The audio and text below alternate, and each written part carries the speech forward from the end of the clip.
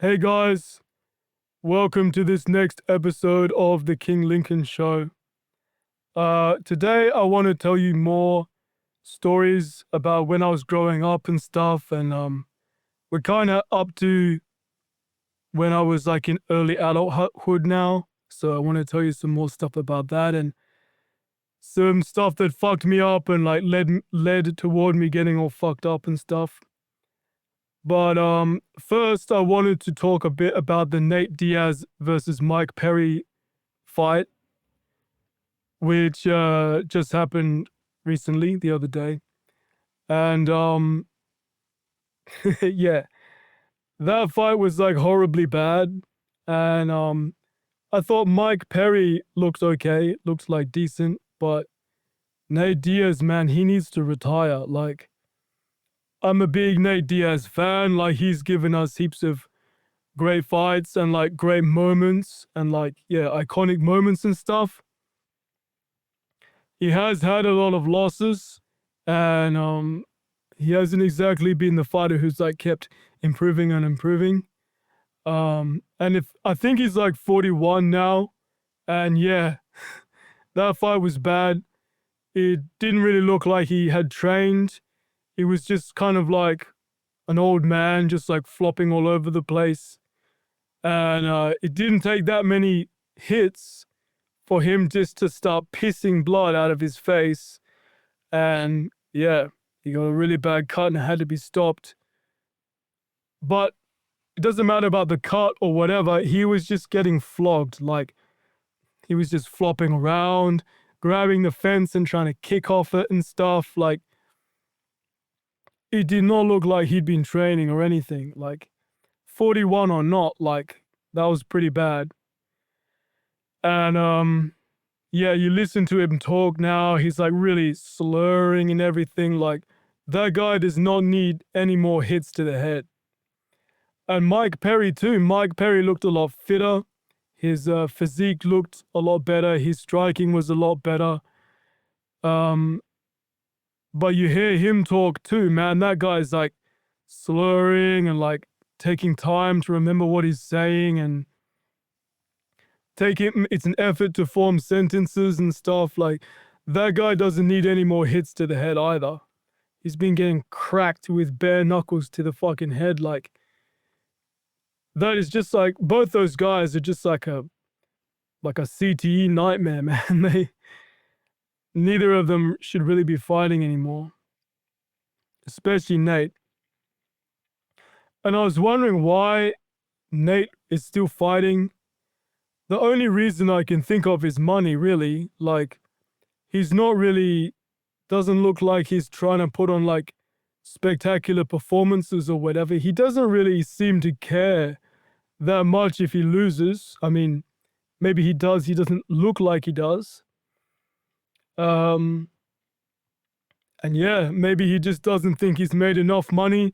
Maybe he's spent too much. He's managed his money badly. I don't know. Maybe he's just trying to milk it for all it's worth. Uh, I don't know if I heard this correct or not, but I think I heard somewhere he made $500,000 on that fight. So, I mean, I guess that is pretty motivating. Um, but yeah, and most people think it's just the cut that stopped the fight, and maybe it would have been stopped because of the cut no matter what. But when you watch the video, Nate actually taps the cut man. He like he like taps him once. The cut man doesn't respond. He taps him again, and as soon as he taps him the second time, the cut man says, "Yeah, the fight's off. He's not going out." He basically quit on the stool. He didn't want to go out again. It didn't look at all like the cut man was inspecting the cut and being like, "Yeah, I'm really looking closely at the cut, and he's not going out." It's as soon as Nate tapped him the second time, and he noticed, he knew what it meant. He said he's not going out. So I am 99% sure that what happened was, regardless of the cut, Nate quit on the stool. He's like, yeah, I don't want to go out anymore, and I just get to say it's because of the cut. It's likely he wouldn't be sent out anyway because of the cut, but yeah, man, he indicated to the cut man to stop the fight. He didn't want to go out again. He quit on his stool, and like he got to use the cut as a cover for that. Even though maybe they would have stopped it because of the cut anyway, which yeah, they probably should have anyway, but well yeah. So it's weird to me. Like I'm a big Diaz brothers fan. I'm a big Nick Diaz fan and a big Nate Diaz fan, but people say like they're so real and all this stuff, but I think like especially late in their careers, they were fully just fighting for money. But they didn't say that. They didn't admit that. So is that really that real? I don't know. Like you saw the Nick Diaz versus Robbie Lawler, the second one, when they were both quite old. He did that for money, man. He just needed money and he quit on the stool. He didn't want to go out again. He got his nose busted. He didn't look like he trained. He looked kind of, they had to switch the weight because he was overweight. It wasn't a good performance and he quit on the stool and just took the money. And this was kind of a similar story for Nate. So I don't think it's a good look. Don't think it's good for like, you know, career or legacy or whatever, but I don't think that's what they're optimizing for. But yeah, just think of your brain, man. You really need any more brain damage than you have. Like, you listen to that guy talk, man, he's slurring, like, man, he's taking time with his words. And Mike Perry too, like, Mike Perry's slurring and stumbling on his words and stuff, like, taking time to get a sentence out. Man, like, money is one thing, but what good is it if you're, like, demented from fucking brain damage, man? Like, seriously. And as much of a fan of Nate as I am, and like as many good like moments and like moments of MMA history or whatever that he's given us, come on, man, time to hang it up, time to retire, like know when to quit. I feel like you have enough money, man. Like, not a hater, but come on, you were just flopping around in there. So yeah, that's a bit of my opinion on that fight. There was another fight on recently, which I didn't really pay much attention to, but it was Ronda Rousey versus some other person. It was also kind of like sad, older people's kind of fight, like people coming out of retirement and that. And I didn't really pay that much attention, but I'm pretty sure it was like a 17-second fight. Like the other girl just tried to kick her. She just like took her down. Ronda just took her down, armbarred her in like 17 seconds, and that was it. They both get some money, you know, good for them, but it's kind of stupid. I'm not really a big fan of, I mean, no one cares what I think, but I'm not really a big fan of like people coming out of retirement and all that. Like, I mean, you can't predict everything that happens in life. Like, no one knows that better than me. But I feel like you should be more organized and you should, you know, train, use your prime as best you can. And then when you start getting out of your prime, once your prime's over, just stop, retire, don't go back, do something else, coach, make videos in media, get sponsorships, start a business, do something else.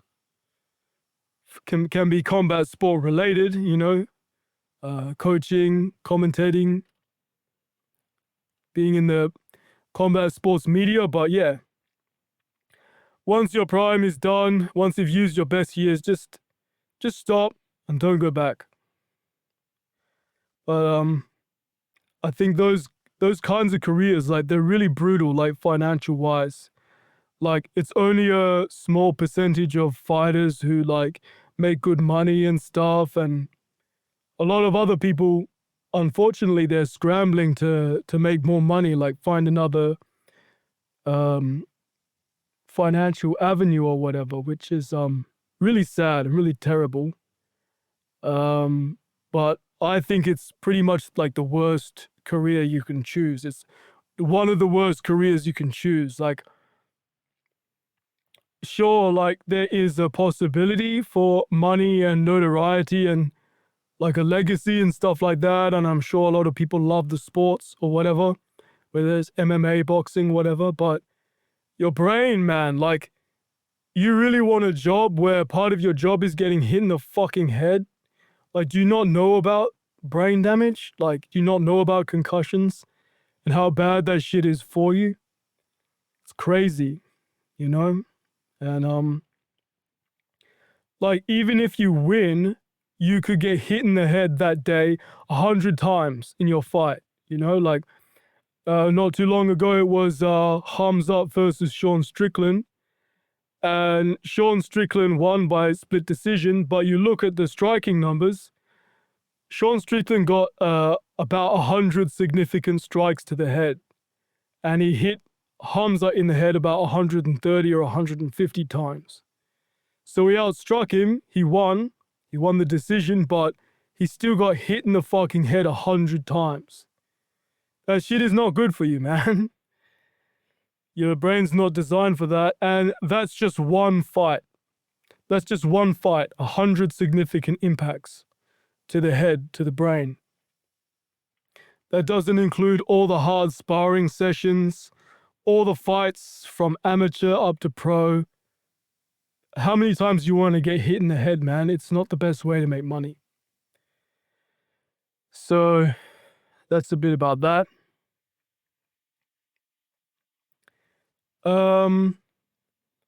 Supposedly, Conor is fighting again. I'm not sure when it is, but it's coming up. Conor McGregor versus Max Holloway 2. Another old person coming back. I think he's about 38 or something. I don't know why he's coming back. He's got fucking millions of dollars.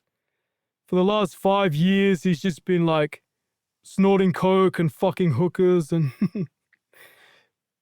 hosting bare knuckle press conferences and, you know, doing weird movies where he plays himself and stuff. Why you want to come back, man, after all these years, after 5 years? Like, why, man? Why?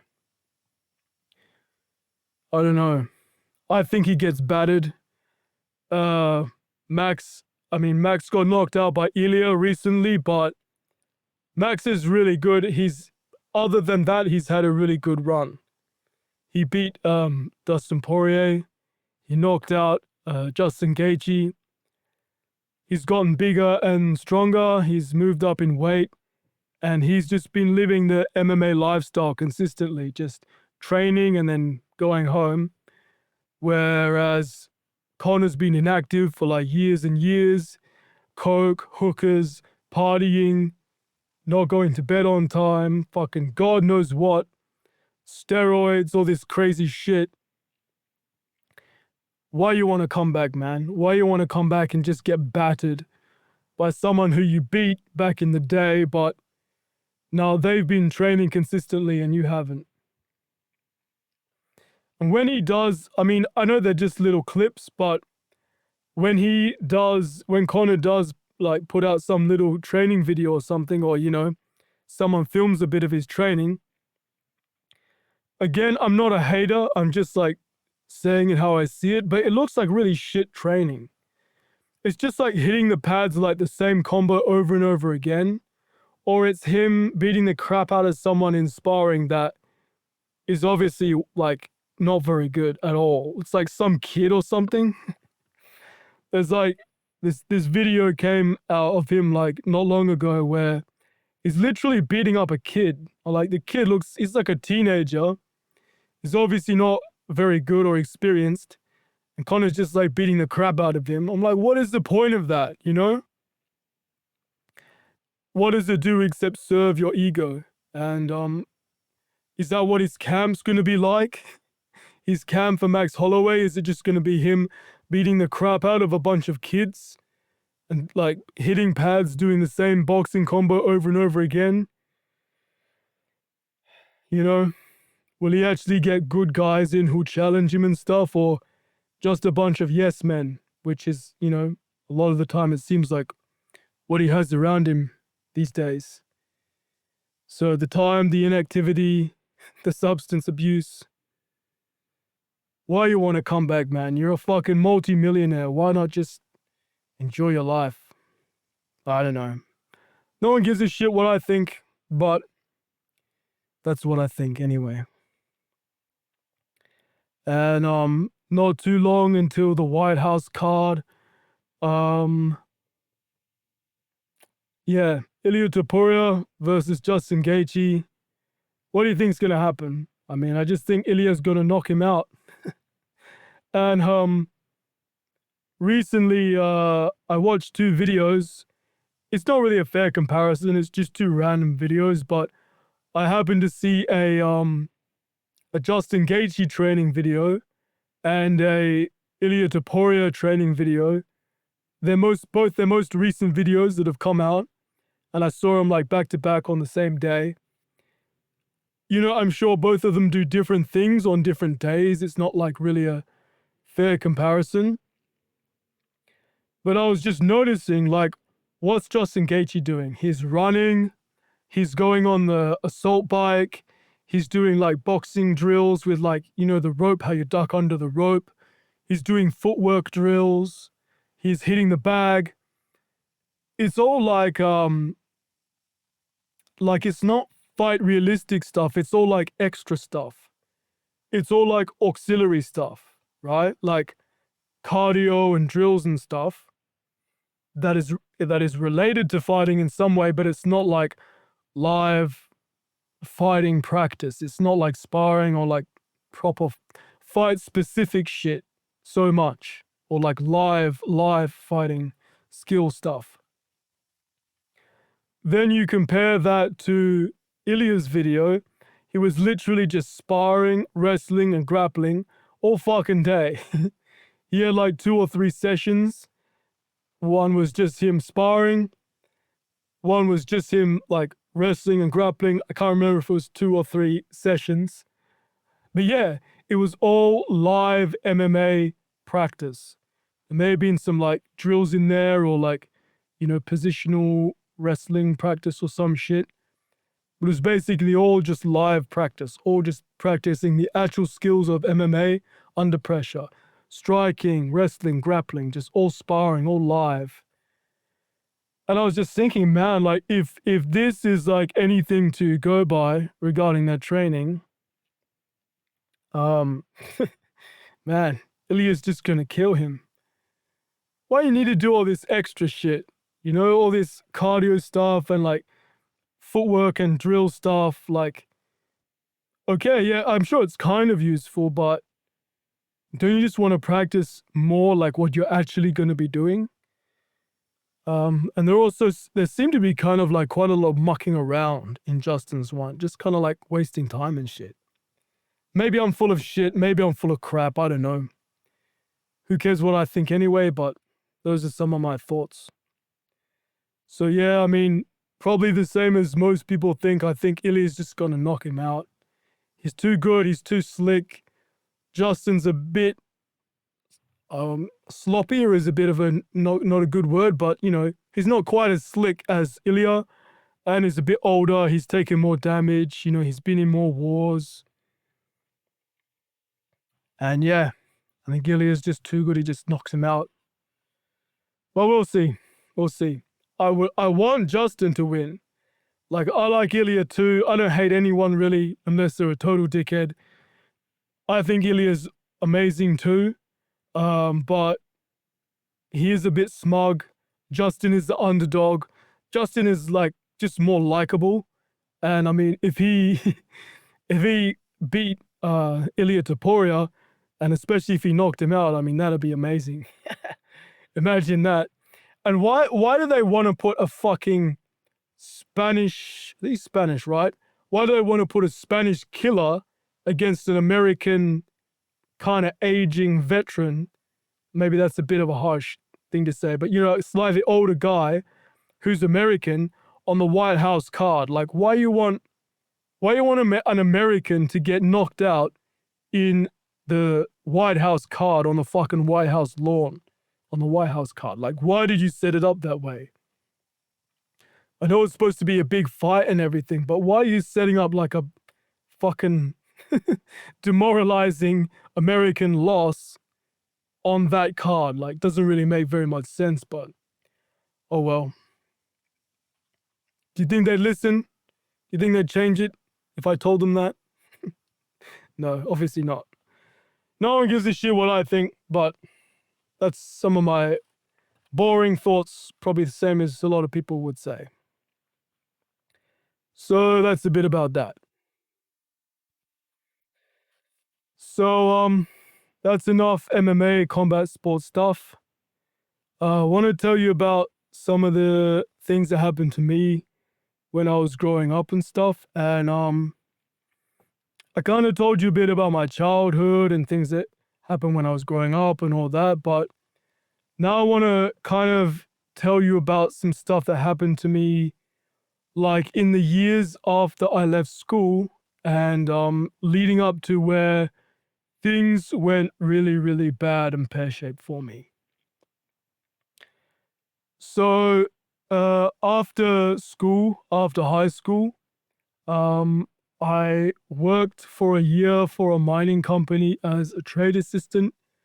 I don't know why the fuck I did that. It was dumb. But I think at the time, my idea was just I wanted to know what something like that was like. I'd had so much fucking school. I guess I wanted to know like what just working was like or what the real world was like or some shit. I don't know what was going through my head, but I did that. Then after that, I went to uni. We call it uni or university. A lot of, Americans call it college or whatever.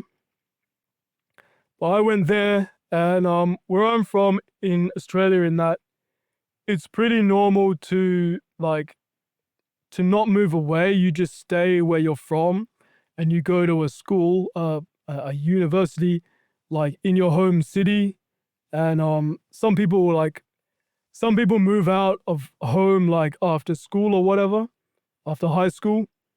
But it's also pretty normal to stay the next few years, like stay, your undergraduate degree or whatever. Just stay living at home, don't move out, and you stay in your own city or whatever. That's all pretty normal. So I did that. And yeah. And I did at uni, I did uh writing, like creative writing, so writing stories and poems and stuff. That was my major. And theater, like acting theater, that was my minor. And when you do that degree, you have to do a bunch of other I don't know what you call it. They call it cultural studies, but it's kind of just like I don't really know how to describe it. But a bunch of other work with like fucking theories about society and shit. So I was doing that.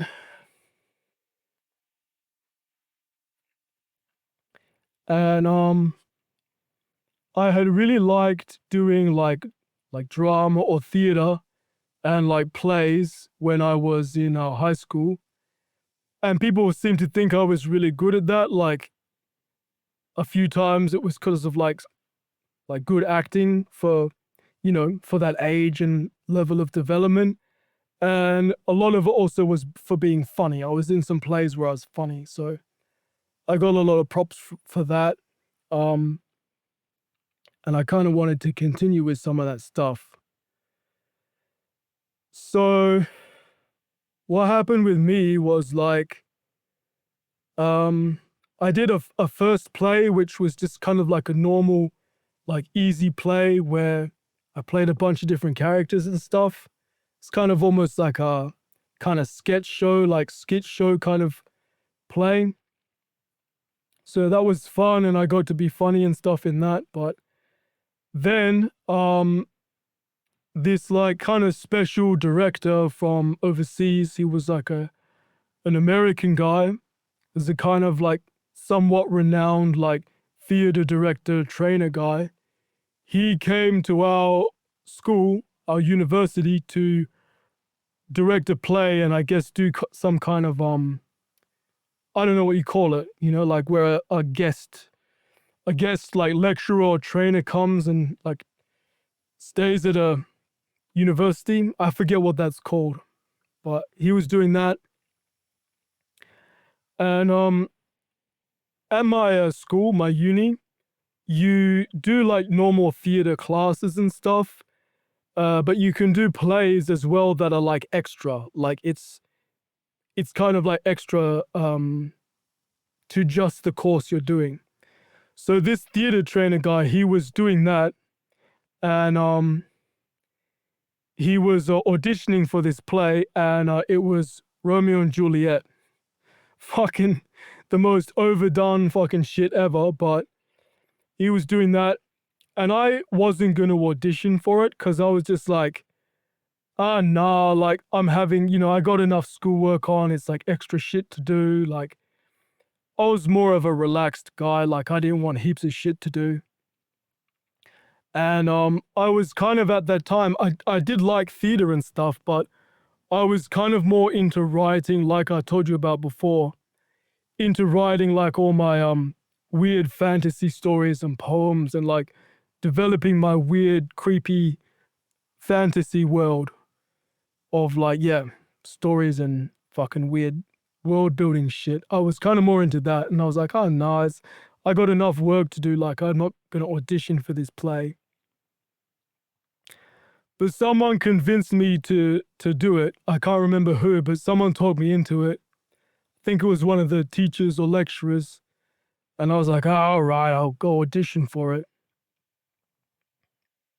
So I did this audition, and he got us doing all this weird stuff. It was this black guy. It's kind of big, kind of not hugely fat, but kind of heavy set, like stocky, kind of US American black guy. Um, he's kind of somewhat a public figure, sorry, but I'll call him Eli for this because I don't know if I need to change the names or whatever, but I kind of am just for like privacy's sake. So we'll call him Eli, even though you can probably figure out who I'm talking about or whatever, but doesn't matter. So he got us doing all this weird stuff. Like he would just put on this weird ass music and just make us dance for like a really long time. Like we didn't have to dance good. Like none of us particularly knew how to dance, but he's just like, just go, just move, like move to the music. Blah. Put all this weird ass music on, and we were just like moving, twirling around, doing fucking whatever moves. And it was just to like tire us out and like loosen us up and kind of like just get us out of our heads type thing. And then he got us doing a bunch of other weird stuff, like I forget, but it was really weird. It wasn't like a normal audition for a play where you like read some lines or something. It was like weird theater training shit. I just thought it was weird, but it was kind of interesting too. I was like, this is different. So I did that, and I got a part in the play. I actually got two parts. I was cast as the Friar Lawrence and Tybalt in Romeo and Juliet. And a lot of stuff happened because of being in that play, which I really wish didn't happen. So I started doing the rehearsals and stuff for this play, and it's not a big prestigious thing or anything. It's just like a play at a university. Doesn't really matter. Doesn't like mean that much. But like I said, this guy did a lot of weird kind of theater training stuff. The whole rehearsal process was like that. And he did a few different like really weird things.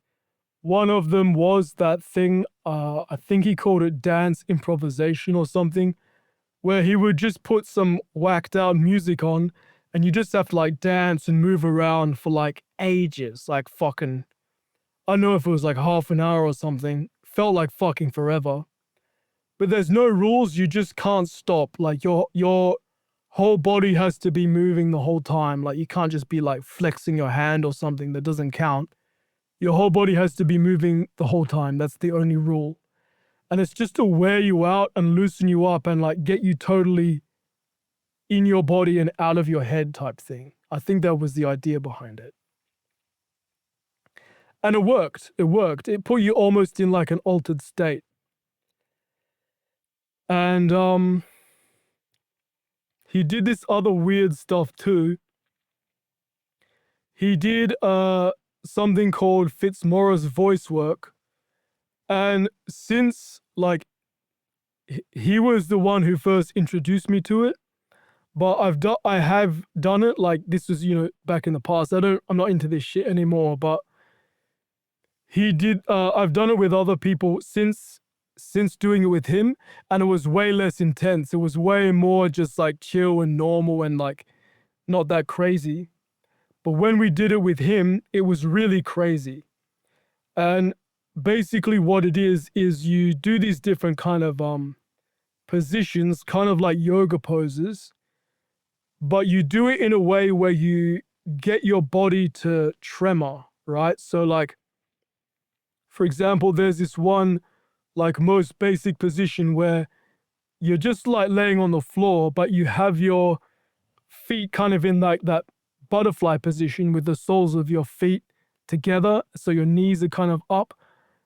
And but what you do is you like raise your knees up a little bit so your legs start shaking.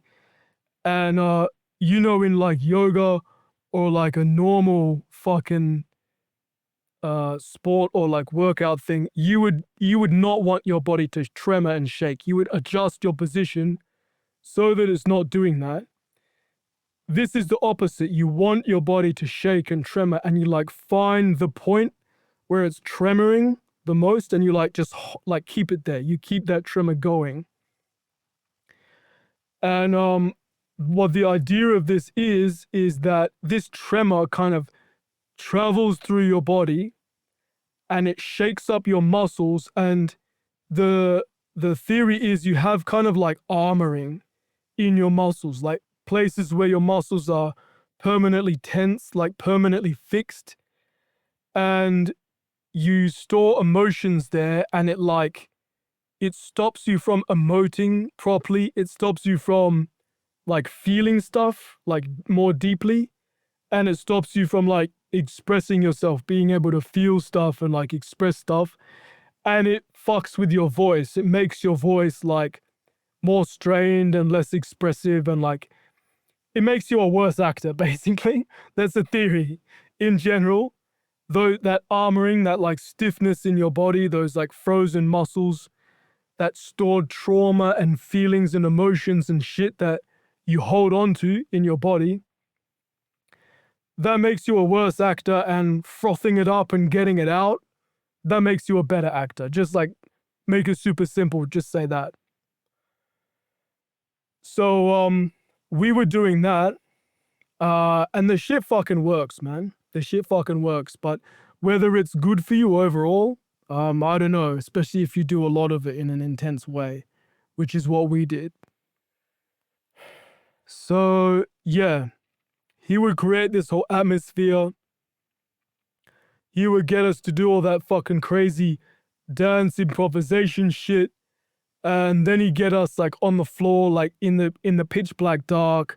Like, can't remember if there was like some kind of creepy music or if it was just silent. I think there might have been kind of music, like creating this like atmosphere.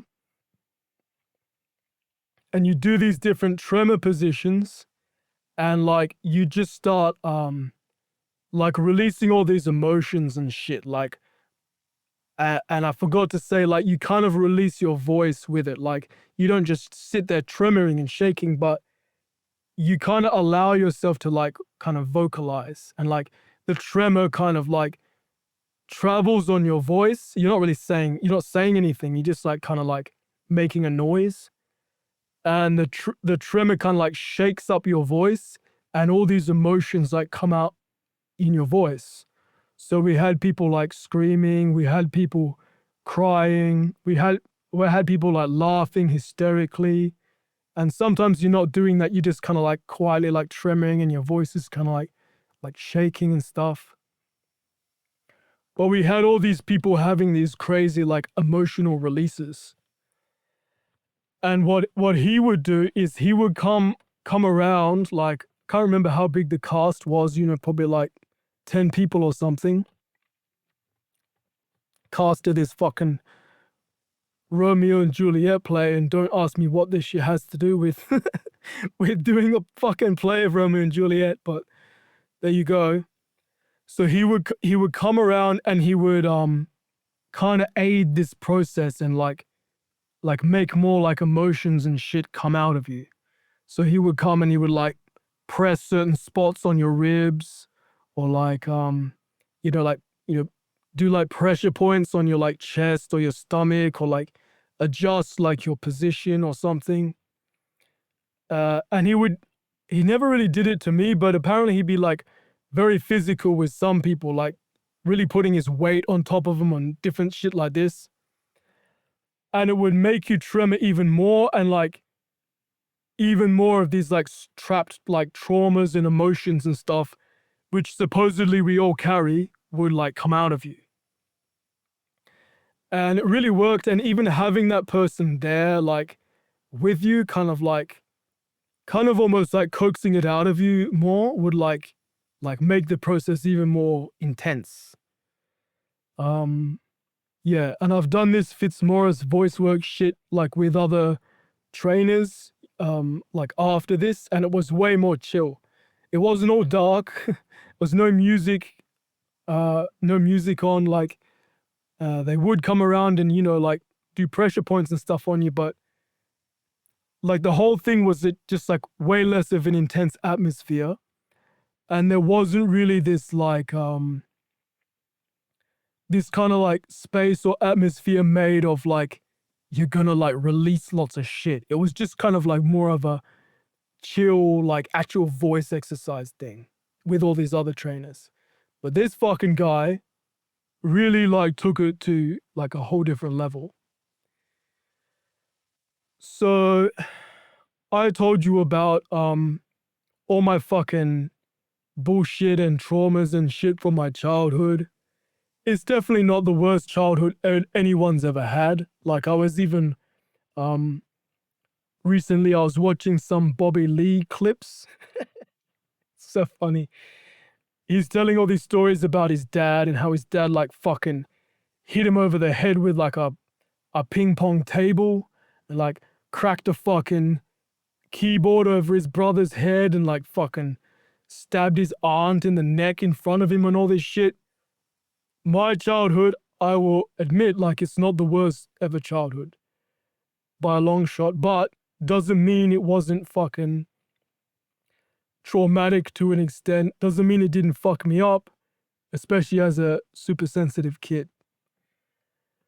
So one time when I was doing this Fitzmaurice voice work shit, I was doing this tremor shit, doing this vocalization shit, like lying on the floor, doing this tremor position.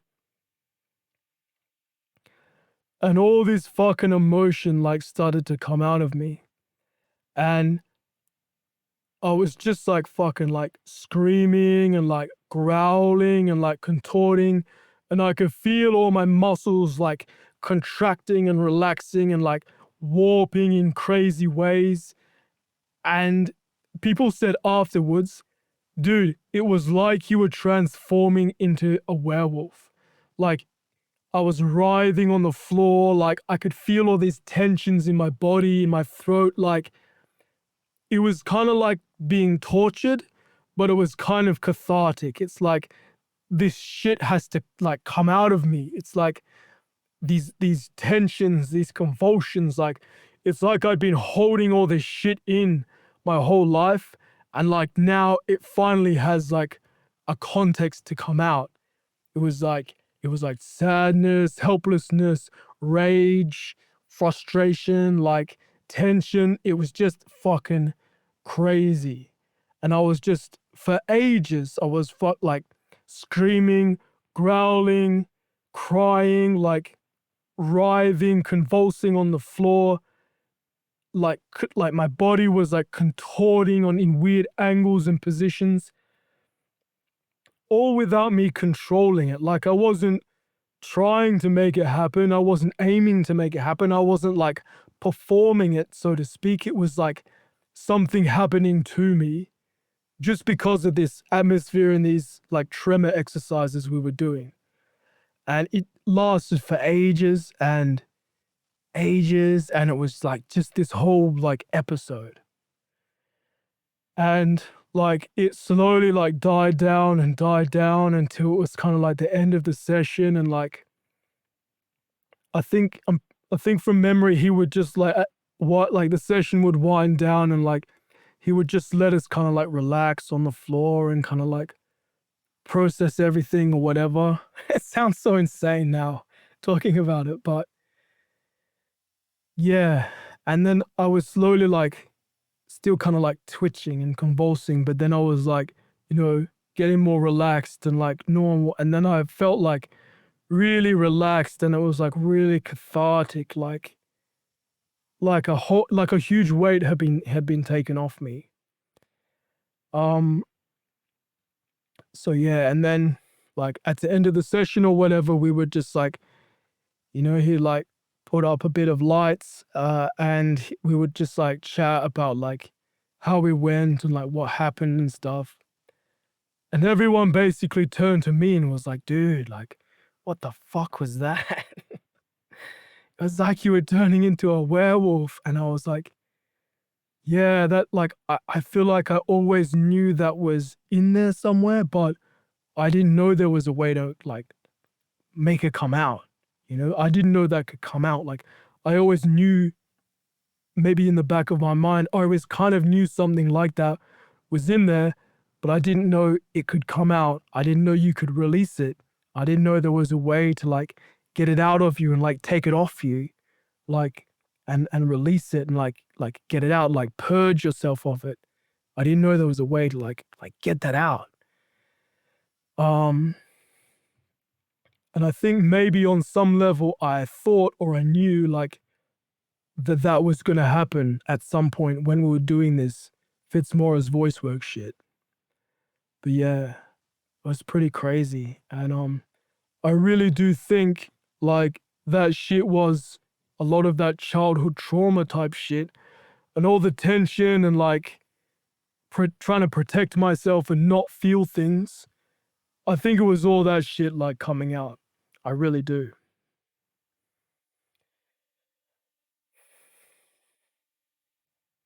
So that was a very like intense kind of event episode of my like life. Like that was a very intense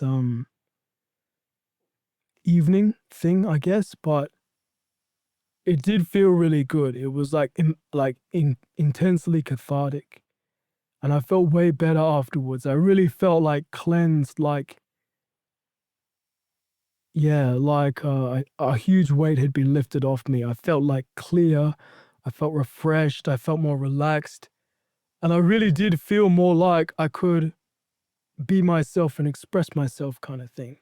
I really did like feel like a lot of trapped emotions and even just tensions in my body and muscles had been taken away. So that was voice work. That was Fitzmaurice voice work or whatever. And he did some other stuff too. He did this just these different weird kind of like um theater training, theater exercise stuff. And all this was a long time ago. I'm not into this shit anymore, but he did a lot of what's called Michael Chekhov work.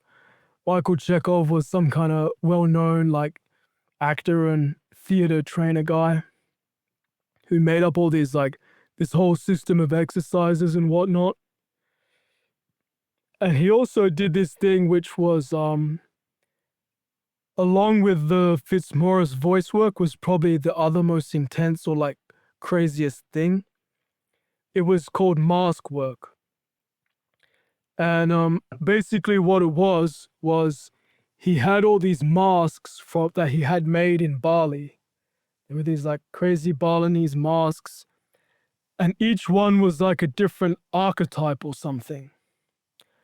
And what he would do he would like line everyone up, and I think he'd make you close your eyes or something, and he'd put the mask on you without you knowing which mask it was.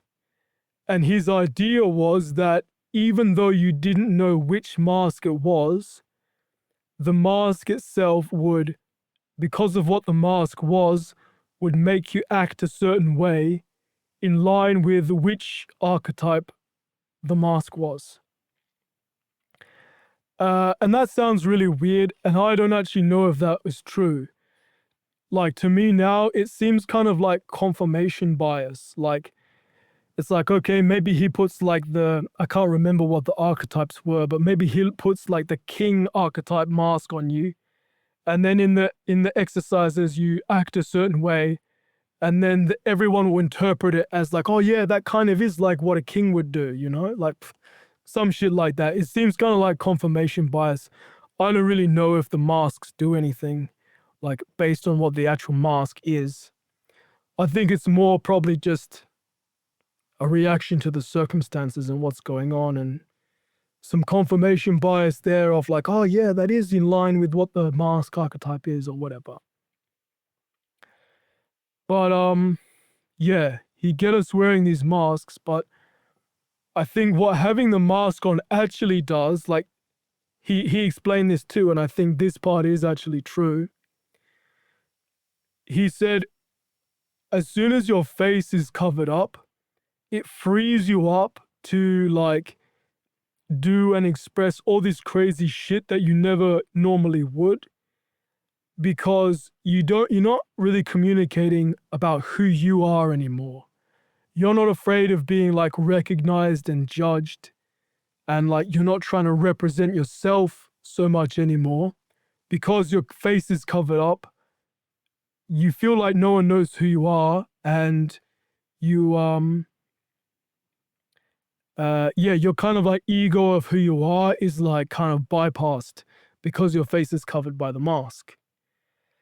And also because you can't really express yourself with your face so much, it makes you more expressive with your body because you have no face to use. So like it automatically makes you have to do that.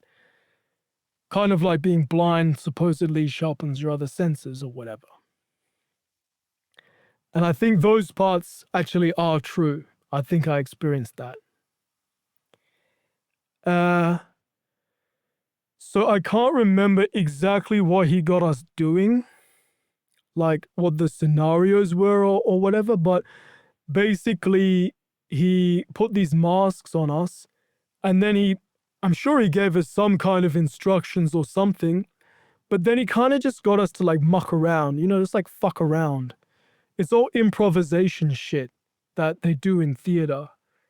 And it actually is so crazy. Like, it's really hard to explain, but it really like puts you in an altered state of consciousness. It's like you just start doing all this weird shit, like, because you just have to improvise. You just have to make shit up. And it puts you in this like altered state of consciousness where a totally different character, a totally different kind of creature kind of like comes out of you, or it's like expressed out of you, that you don't really feel like it's yourself. It doesn't really feel like it's you doing it. And it's like almost like you don't know where it comes from. And I think all that is, it's like a psychological effect of like wearing a mask, having your face covered, and having the like context where you can fuck around, you can do whatever you want. It's theater improvisation. So yeah, we were doing all these weird like voices and like making these weird characters and like interacting with each other in these weird ways. And it feels like when you get really into it, it's almost like you get into a like trance or like meditative state, like a state of meditation where you feel like almost out of your body, as if you're looking at yourself from the outside. And all the things you're doing, like all the things your body is doing, the voice you're making, like the weird sounds you're making, or the words you're saying, like how you're moving around, how you're interacting with the other, like people, all these people, you're just seeing masks. Um, it's as if you're in this weird world with these other like weird kind of goblin creatures. It all feels as if it's not you. And you feel almost like out of your body, as if you're just like a presence witnessing all this. And like you are like really, really present in the moment. Like you're not really thinking about anything else. You're not thinking about what you're going to do later. Like you're not thinking about a different place or time. You're like really present. Like you're really in the now. And along with the Fitzmaurice voice work shit, that was a really new experience for me. And that was like really, really weirdly cathartic and freeing doing that shit.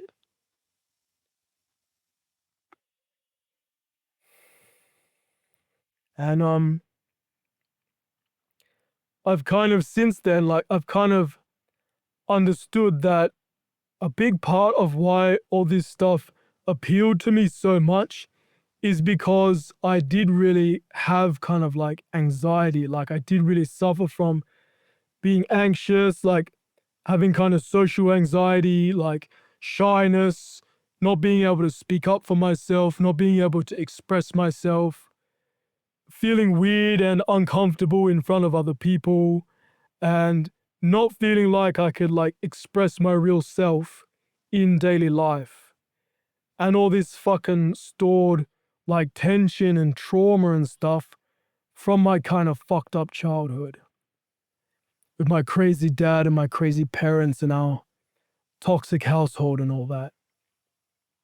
So I think that's why it felt so incredibly therapeutic, so like cathartic and freeing for me specifically. Like, this is why it appealed to me so much and it had such a big impact on me, is because it felt like all this, like releasing emotions and like having an altered state where you're super present and like having all this like unexpressed stuff be able to come out of you, like get expressed out of you, like having a way to express all that and explore all that and process all that in this kind of like weird, kind of like magical world of this like theater training room, this theater training like context, almost like a safe space, like not a safe space like, justice warriors use it, but like, like a context that's just made for that, and like it's all designed to allow you to do that and facilitate that. That was just like a totally new thing for me, and I feel like it was so helpful for me specifically because of what I've been through and like what I was like.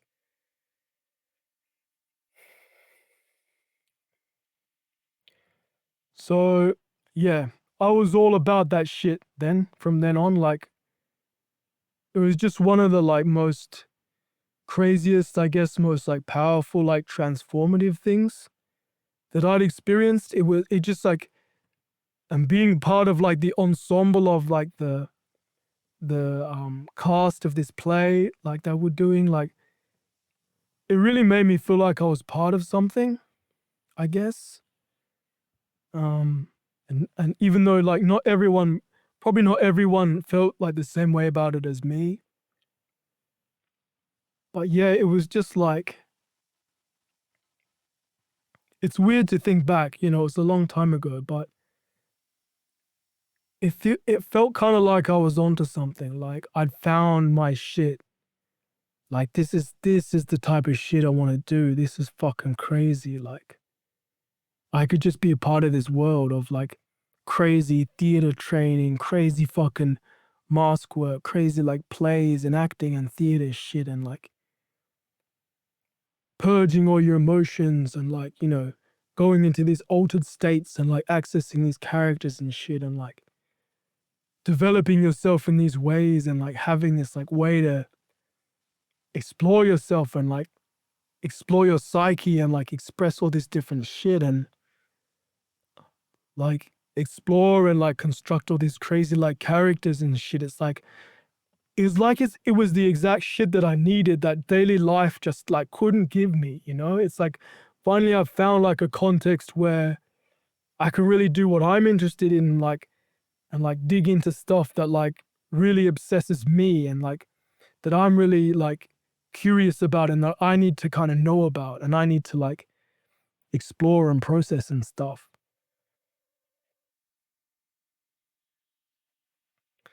I don't know. It's weird trying to think back and like think back now and like, you know, really place it all. But I could go on and on about it. Like I have a lot of stories and shit from those times, but you know, we did all that. But then we did the play as well. Obviously, we had to learn the lines and like, you know, rehearse the play and actually put the play on and stuff. And I think it was a pretty good play, you know, for our level and level of like preparation and resources and everything. I think it was, you know, like a pretty good play or whatever, but probably all that theater training shit, like I would say maybe not all of it like directly translated that well to just putting on a fucking the millionth rendition of fucking Romeo and Juliet. But it does really help you to be a better actor, like to get more like in touch with your emotions, like helps your voice and your expressiveness and like helps you to like access a different character and shit. But I think probably it's more like the type of thing where you train all of that as part of your life and over time that makes you better and better. And then obviously you need to do the normal shit of learn the lines and block the play and rehearse the play and fucking act in the play. Like you can't not do that shit too, but this is like kind of extra sauce. But yeah, um, but the bad thing that happened with all that was I just explained like how that stuff really gave me something. It really like meant something to me and all that. But guess what? What do you think my parents thought of this when I described this shit to them? Which I should have just kept it a secret. In hindsight, I shouldn't have even told them anything about it. They said it was demonic. Surprise, surprise. If even fucking the Smurfs and Pokemon are demonic to them, if fucking doing kung fu and karate is fucking demonic to them, obviously this shit is fucking demonic. Oh, like in hindsight, I should have just kept it to myself. I should have just been like, oh, hey, I'm in a play. I'm in Romeo and Juliet. Yeah, I'm Friar Lawrence and Tybalt. It's going to be great. Why did I even tell them about it? I don't know. So it became this whole thing of I would tell them about it and they would say that it was demonic. And then, like I explained before, they were like, this is demonic, this is the occult. And by doing it, you're opening yourself up for demons to possess you. And they're going to fucking possess you. You're going to be demon possessed. And then you're going to go to hell. So I must have been about 19 at this time. But I still, like, my parents were such a big influence on me that I still really believe, like, all the stuff they taught me, all the religious stuff, all the stuff about the Bible and God and Jesus and heaven and hell, it was all, like, really just deeply programmed into me. And so was this desire to get my parents' approval and have them like agree with what I was doing and saying and like approve of me. It's like I still felt like almost like I would fucking die or just explode if I couldn't get them on board type thing. Which is really crazy. Like it's this like deep kind of fucked up, like nonsensical, like psychological drive. I think it's an extension of the drive to want to survive and like be protected by your parents or caregivers, when you're a child. It's like this fear of abandonment and stuff. It's like, no, I need these people's approval. I need them like on board with me, or like I'm going to be abandoned. I'm going to be like threatened. I'm going to be whatever. Once, if you're fucking 19 or whatever, it doesn't really make sense anymore, but it's still there. Like, and it was still like a super big like part of my psyche. So yeah, it became this big conflict in our household, and they would be objecting and saying all this stuff about demons and saying it was demonic and I was going to get demon possessed and I shouldn't be doing it and all this stuff. And they would be like shouting at me and stuff, and I'd be like, no, it's not demonic, it's fine, it's this and that, and it's the tensions in your muscles, and it's the armoring, and it's this and that, it's nothing bad about it. It's like, and I was trying to justify it and say it wasn't demonic, and I was probably trying to explain what I got out of it, but partly, I guess, because they were a big source of a lot of the like tension and trauma and stuff. I guess they maybe didn't want to admit or see that like this catharsis of releasing stuff was like really important to me. They maybe didn't want to recognize that so much because like they didn't want to accept like how much they'd fucking traumatized me.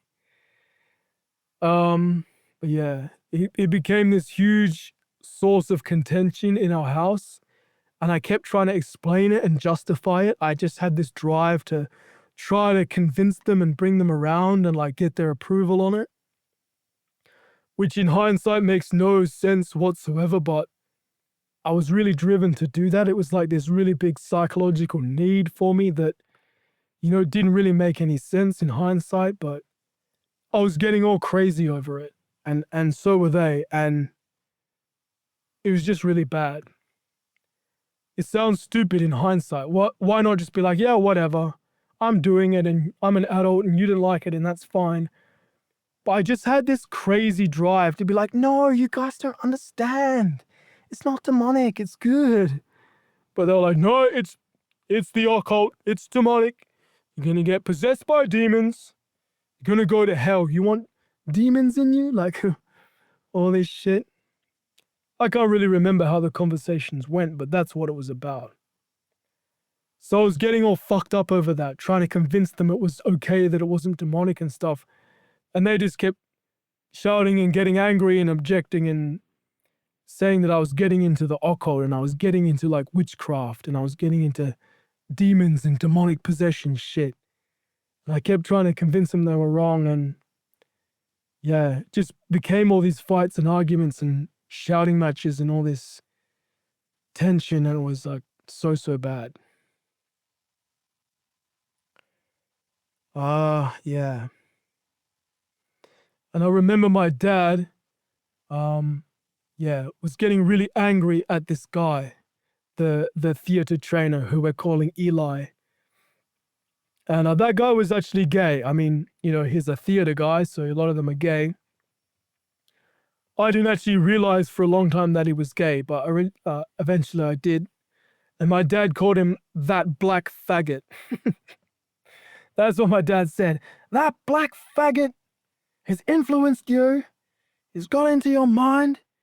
And he's making you get into the occult. So, you know, that's my dad's racism and homophobia coming out. And he was just mad. He thought this guy was a really bad influence.